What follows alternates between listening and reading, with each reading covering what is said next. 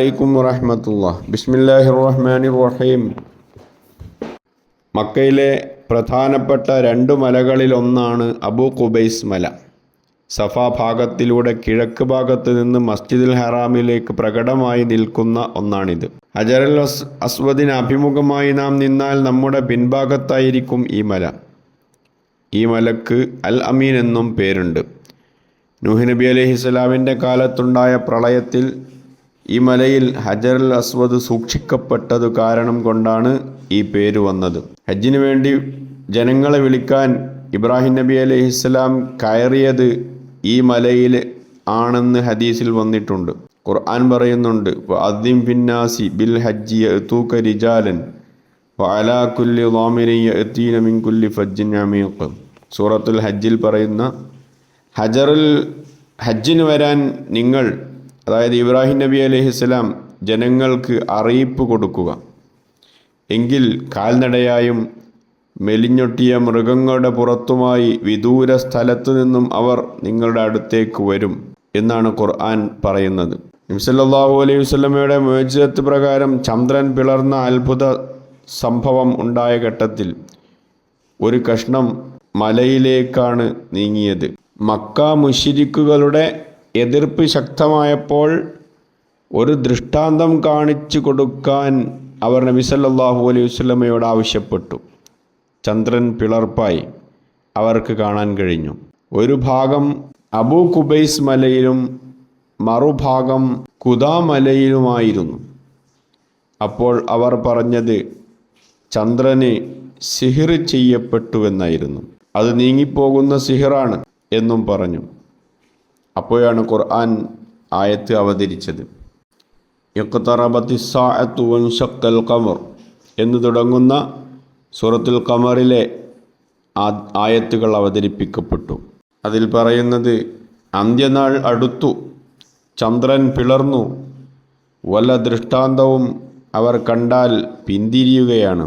മറ്റൊരിക്കൽ ഇബ്നു മസ്ഊദ് റളിയല്ലാഹു അൻഹു പറയുന്നുണ്ട്, നബി സല്ലല്ലാഹു അലൈഹി വസല്ലമ മക്കയിൽ നിന്ന് പുറപ്പെടുന്നതിന് മുമ്പ് ചന്ദ്രൻ രണ്ടു പിളർപ്പായത് ഞാൻ കണ്ടു. ഒന്ന് അബൂ ഖുബൈസ് മലയിലും മറ്റൊന്ന് ഖുദാ മലയിലുമായിട്ടാണ് ഞാൻ കണ്ടത്.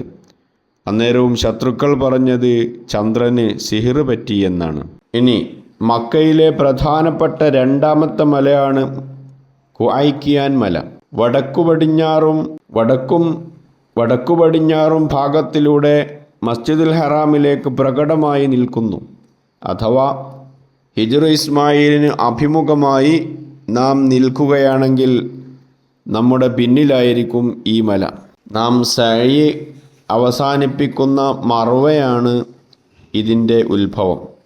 ഇബ്നു അബ്ബാസ് റളിയല്ലാഹു അൻഹു പറയുന്നുണ്ട്, മക്ക വിജയിച്ച ദിവസം നബി സല്ലല്ലാഹു അലൈഹി വസല്ലമ പറഞ്ഞു, ആകാശഭൂമി സൃഷ്ടിച്ച ദിവസം തന്നെ ഈ മല അല്ലാഹു തആല ഹറാമാക്കിയിട്ടുണ്ട്. ഇവ രണ്ട് പ്രധാനപ്പെട്ട മലകളാക്കുകയും ചെയ്തു. ത്വാഇഫിൽ നിന്ന് നബി സല്ലല്ലാഹു അലൈഹി വസല്ലമ മടങ്ങിയപ്പോഴും അവിടെ വെച്ചുണ്ടായ ദ്രോഹത്തിൻ്റെ കാര്യവും ആയിഷ ബീവി ഉദ്ധരിക്കുന്നുണ്ട്. നബി സല്ലല്ലാഹു അലൈഹി വസല്ലമ പറഞ്ഞു, വല്ലാത്ത മനോവേദനയോടെ ഞാൻ പോന്നു. ഖർനുസ്സആലിബ് എന്ന സ്ഥലത്തെത്തിയപ്പോഴാണ് എനിക്ക് നല്ല ബോധം വന്നത്. അപ്പോൾ ഞാൻ തല ഉയർത്തി നോക്കി. അന്നേരം ഒരു മേഘം എനിക്ക് തണലിട്ടിട്ടുണ്ട്. അതിലേക്ക് ഞാൻ നോക്കിയപ്പോൾ ജിബ്രീൽ അലൈഹിസ്സലാം അതിലുണ്ട്. ജിബ്രീൽ അലൈഹിസ്സലാം എന്നെ വിളിച്ചു പറഞ്ഞു, ത്വായിഫുകാർ തങ്ങളോട് പറഞ്ഞതും അവരുടെ പ്രതികരണവും അള്ളാഹു കേട്ടിട്ടുണ്ട് നബിയെ. താങ്കൾ ഉദ്ദേശിച്ച പ്രകാരം ചെയ്യാൻ മലയുടെ മലക്കിനെ അള്ളാഹു ഇങ്ങോട്ട് അയച്ചിട്ടുണ്ട്. തത്സമയം ആ മലക്ക് എന്നെ വിളിച്ചു, എനിക്ക് സലാം പറഞ്ഞു.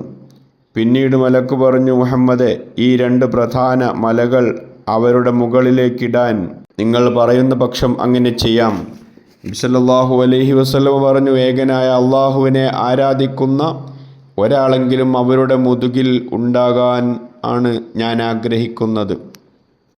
അപ്പോൾ മലക്ക് പ്രതികരിച്ചത്, നിങ്ങൾ അല്ലാഹു തആല പറഞ്ഞതുപോലെ റഊഫും റഹീമുമാണ്.